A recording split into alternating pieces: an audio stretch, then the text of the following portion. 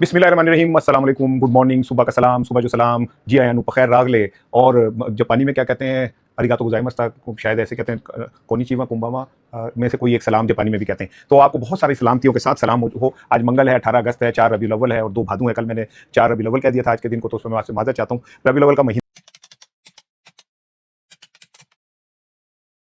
है मेरे आका सल्लल्लाहु अलैहि वसल्लम की तशरीफ़ का महीना है। आप दुनिया में आए, आपने दुनिया को एक नई जिसे कहते हैं ना वो बख्शी। और अल्लाह ताला ने जो ये जुमला कहा ना कि आप तमाम जहानों के लिए रहमत बना के भेजे गए, तो मुझे ऐसा लगता है कि हमारे जहान में तो वो भेजे ही गए हैं, लेकिन पूरे जहानों में जितने अल्लाह के जहान है सानू तो पता भी नहीं गा सीते मक्खी जड़ी में उड़न रही है ना, जी सवेर दी मैंने तंग करी है। हम तो कायनात में इतना भी स्पेस नहीं रखते। ये जो ब्लैक होल्स हैं, जो नई कहकशां हैं, उसमें हमारा ये मक्खी जिड्डा भी रोल नहीं गा।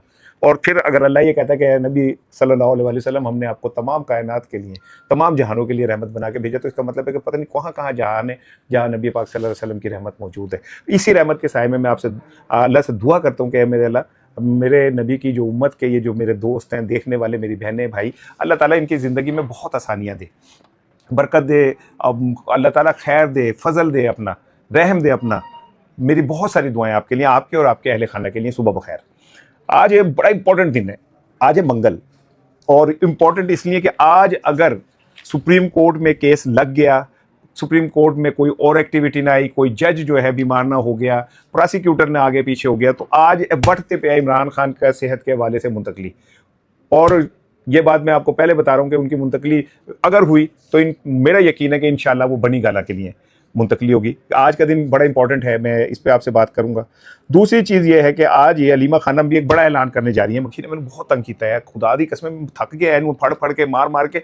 मैंने मक्खी पता ऐसे लगती है जैसे ये मक्खी नहीं है, ये वो कौम के लुटेरे जो साले कौमी खजाना नहीं लूटते और पकड़े नहीं जाते, जो कौम का खून चूसते और पकड़े नहीं जाते। मुझे ये मक्खी उसी तरह की लग रही है। आंधी कहते थे बंदी मैं जी का उधर चली जाती, अल्लाह ताला पूछने वाला है। एनीवे, आज पीटीआई भी बहुत बड़ा ऐलान करने जा रही है।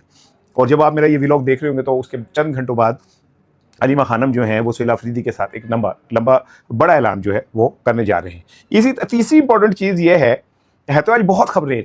तीसरी इंपॉर्टेंट चीज़ ये है कि हुकूमत खुद चल के अपोजिशन के पास चली गई, राजा नासिर अब्बास के पास और अचकजई के पास, और आज पीपल्स पार्टी जो है वो उनसे मिलने जा रही है। आखिर ऐसा क्या अचानक हुआ है कि पीपल्स पार्टी और हुकूमत के लिए ये सारे इंपॉर्टेंट हो गए? क्या नाम है, अपोजिशन। अपोजिशन क्या का मतलब क्या है? अपोजिशन का मतलब है पीटीआई।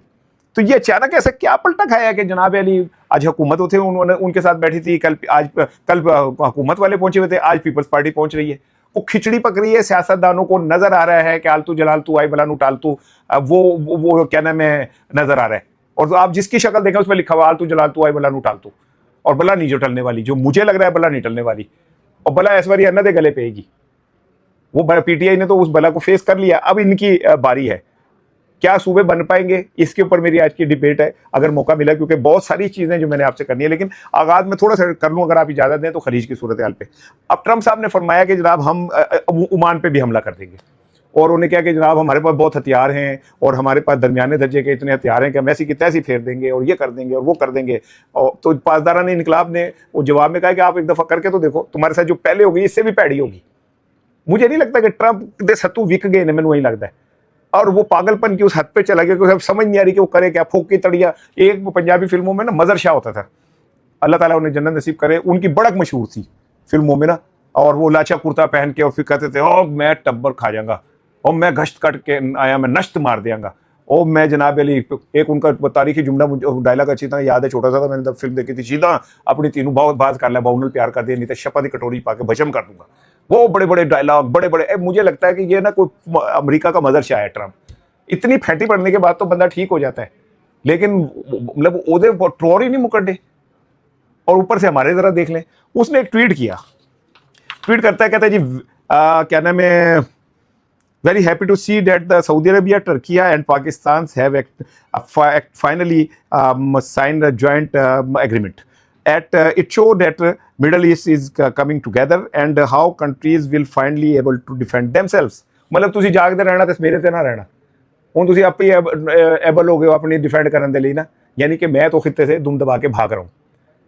और वो उसकी जो सबसे बड़ी ख्वाहिश है इसमें जो उन्होंने लिखा है ना कि it shows that the middle east is coming together, वो जो उसकी अब ख्वाहिश है ना, वो ये कि ईरान के खिलाफ मिडल ईस्ट को इकट्ठा किया जाए और इनको एक प्लेटफॉर्म पे इकट्ठा कर दिया जाए, ताकि ईरान को, ये जो ममालिक हैं, ये अब मैं तो निकल जाऊंगा यहाँ से, तो ईरान को हवा भी नहीं बनने देना, लिहाजा कोई इतना मजबूत पैक्ट बन जाए कि इसमें हो। और साथ साथ क्या है, ये अमेरिकन पैक्ट है, अमेरिका का अलाइज का एक पैक्ट है, जिसका मतलब ये कि खित्ते में अगर चीन और रूस थोड़ा अपने आप को एक्सेस करे, तो फिर ये पैक्ट जो ईरान के मुफादात के तहफ़्फ़ुज़ के लिए मौजूद हो, यहाँ से रिएक्ट करे। अब हमारे लिए सवाल ये है कि क्या हम किस तरफ खड़े होंगे, क्योंकि हम बोर्ड ऑफ पीस का भी हिस्सा हैं जो अमेरिका डोनाल्ड ट्रंप का है, हम क्या नाम है अब इस का भी हिस्सा हैं जिसमें सिर्फ अमेरिकन अलाइज इकट्ठे होंगे।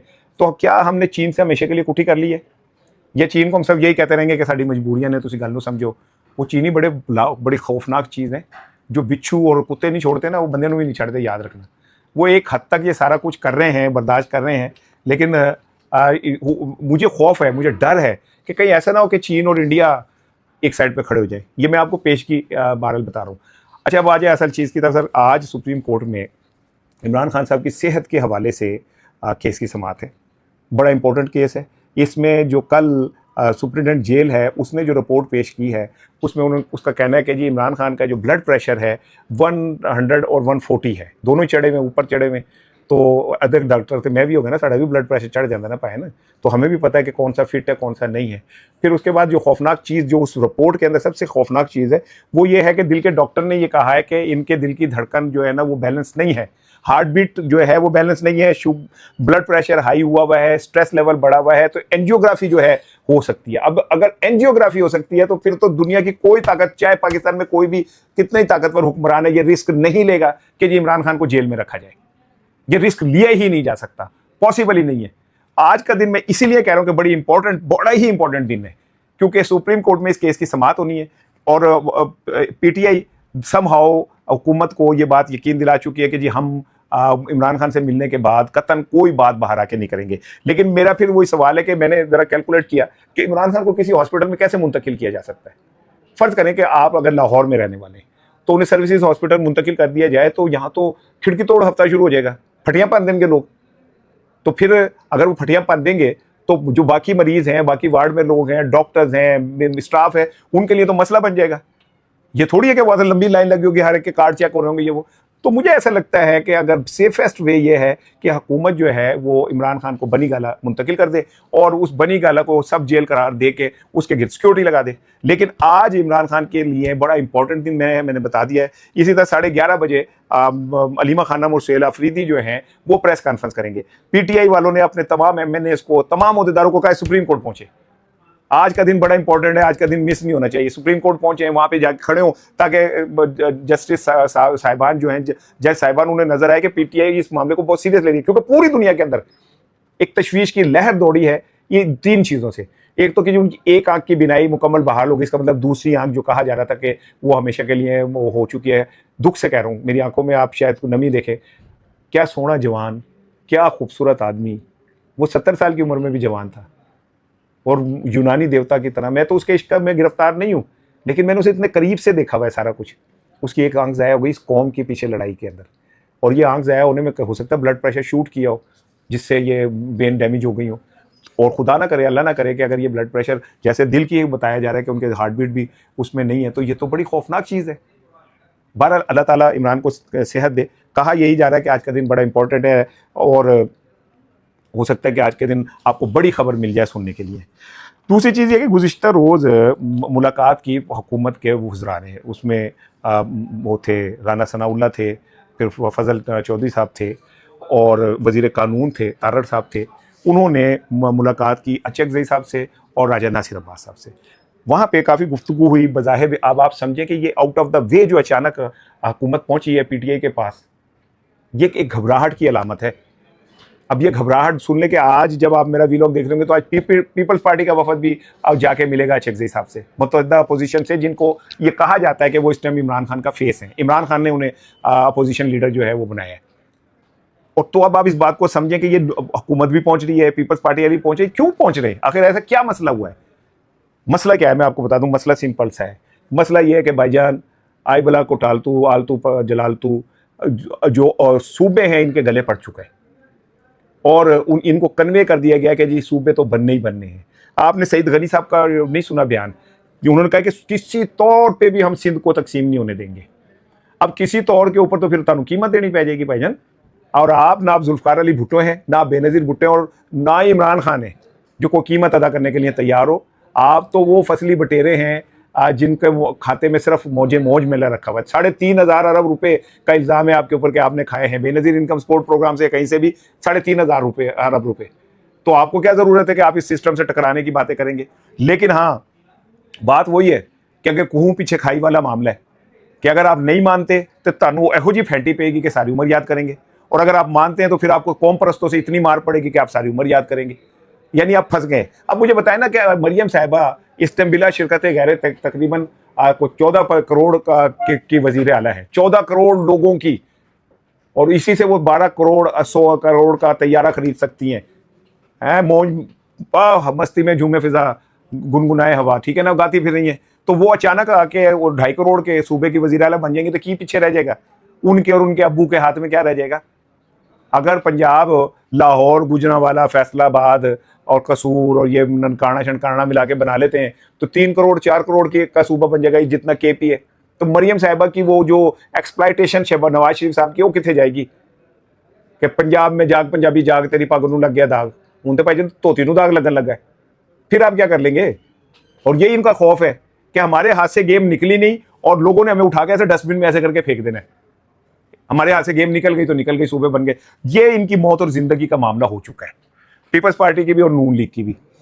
और इसीलिए अब ये कभी जाके हुकूमती जो है उनके पैर पकड़ने अपोजिशन वालों के, कभी पीपल्स पार्टी वाले जा रहे हैं, क्योंकि अब इनकी ख्वाहिश ये कि ये सबको ये बताया कि भाईजान सारे सियासतदानों की ना ऐसी की तैसी फिर जाएगी और जमहूरियत लपेटी जाएगी। अब्दुल्ला गुल साहब ने तो मेरे प्रोग्राम में कहा ये सिस्टम लपेटा जाएगा। मैंने उन्होंने कहा कि सिस्टम से मुराद ये कि ये जो डेमोक्रेटिक सिस्टम है, हाँ डेमोक्रेटिक सिस्टम लपेटा जाएगा। मैं नहीं कह रहा।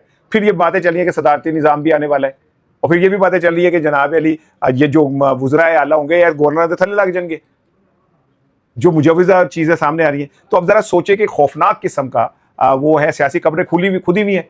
अब रह गई पीटीआई। तो पीटीआई इस टाइम एक है वो पायलट जिससे हर बंदा टकरा के सोना बनना चाह रहा है। कभी हुकूमत वाले उन्होंने पैर फड़न आ जाते हैं, कभी पीपल्स पार्टी वाले आ जाते हैं। सुना है कि जो क्या नाम है फैसला साज हैं वो भी पीटीआई वालों को, पीपल्स पार्टी पीटीआई वालों को क्या नाम है नेड़े आ जालमा में कहते फिर रहे हैं। इसीलिए अचकज़ई साहब का भी जरा हाथ उत्ते चला गया, तो और वो भी वो कर रहे हैं। लेकिन इसके बावजूद भी पीटीआई का लहजा आप चेक कर लें। कल उन्होंने सेला अफरीदी ने कोर्ट कमांडर साहब का नाम लेके कहा कि जी ये रास्ते आपने बंद किए हुए, ये खुलवाएं। उससे कुछ दिन पहले उन्होंने कहा जी मुझे फलां कमांडर ने ये कहा कि तुम्हें 5 दिन में ऐसा कर देंगे। आज उन्होंने जनाब अली फिर उन्होंने कहा कि देखें अगर आप लोगों ने इंसाफ नहीं किया तो ये याद रखें कि क्या कहते हैं अवाम के हाथ में अगर गेम आ गई तो फिर ना अदालतों और ना इदारों के कंट्रोल में कुछ रहेगा। उन्होंने तो सीधा कह दिया कि जी पता नहीं अवाम के हाथ में आ गई थे, पता खाना जंगी टाइप कोई काम ना हो जाए। तो इन हालात में अगर आप जरा लहजा मुलाजा कर ले पीटीआई वालों का जो बहुत एग्रेसिव हो गया है, पीपल्स पार्टी वालों को देखे वो कह रहे हैं कि मरसू सिंध ना देसूं। पंजाब वाले जेडे ने वो जरा मीसनी जी गेम खेडन डे ने, बचा गया जाके स्कूल पहले दिन उसने टीचर ने कहा 2 का पहाड़ा तो सुनाओ, तो उसने कहा कि मैडम जरा पीछे निमी ढोलकी तो बजाना, खान साहब का बच्चा था। उन्हें अब ये निमी ढोलकियाँ बजा रहे हैं, इनके अंदर जरूरत नहीं है ऊंचे काले के अंदर गाने की। पहले पिछू किसी को कहते हैं तू बोल, राना सनाउल्लाह साहब कहते हैं भाई हमें बताया जाए कि अगर सूबे की आनी है तो कोई शक्ल तो नजर आए कोई। भाई राना साहब की कर रहे हो, आपको नहीं पता? आपको नहीं पता कि क्या सूबे बनने और कैसे सूबे बनने? सारा इल्म है आपको। लेकिन आप राना साहब पीटीआई पे एक्सपायरी कहने में आंसू गैस शेल फेंक सकते हैं, उधर नहीं मुकाना। आप पहले कभी आपको बहुत तजर्बा, लेकिन मैं आपकी बहुत इज्जत करता हूँ। उसकी रीज़न ये कि मैं नून लीग में ये समझता हूँ कि जो चंद लोग हैं ना जो धड़ल्ले से बात कर सकते हैं, उनमें आप भी शामिल हो। साद रफीक, ख्वाजा साद रफीक भी शामिल है, ठीक है ना। ख्वाजा आसिफ तो खैर वो मिसगाइडेड मिसाइल है जो अपने वाली टुर पैंदा है, अपने वाली बच जाता जाके। मुझे तो उस दिन उनकी वीडियो देख के 14 अगस्त वाली बड़ा दुख हो रहा था। बेचारे पीछे खड़े सन इंज तकंडे सन जिमें कहते ने को बंदा अब तो अनारकली का खैर दौर ही खत्म हो गया। कहते सन पहले अनारकली वेखना है, मतलब होता था कि तू सीधा उठ के आ गया थे और वो ट्यूबे देख के कहते डांगा पल दिया भैया ने, है वही हाल हुआ था भैया। देख रहे थे कि मैं कितने आ गया। लेकिन चले मैं ख्वाजा साहब पे क्या बात करनी, मैंने आपको बता दिया कि सूबों का तय हो चुका है, सूबे बनने। हाँ बस आखिरी एक जुमला सुन ले, ये हो सकता है कि मौत दिखा के बुखार पर राजी कर लिया जाए और ये कहा जाए कि चलें सूबे अगर आप नहीं बना रहे तो फिर ऐसा करें कि इंतजामी यूनिट्स की तरफ चले जाते हैं, इंतजामी यूनिट्स बना लिए जाए। फिर इंतजामी यूनिट्स वही बनेंगे जो ऑलरेडी होमवर्क हो चुका है। मैंने कल आपको बताया था कि कहाँ सूबे कौन कौन से सूबे कहाँ बनने जा रहे हैं। अगर फ़र्ज़ करें कि अब ऐसा होता है कि जी सियासतदान कोई अच्छी गेम खेल जाते हैं, पीपल्स पार्टी सिंध में पैरों पे खड़ी हो जाती है, यहाँ पे मरियम साहिबा आँखें निकाल देती हैं, तो फिर शायद कुछ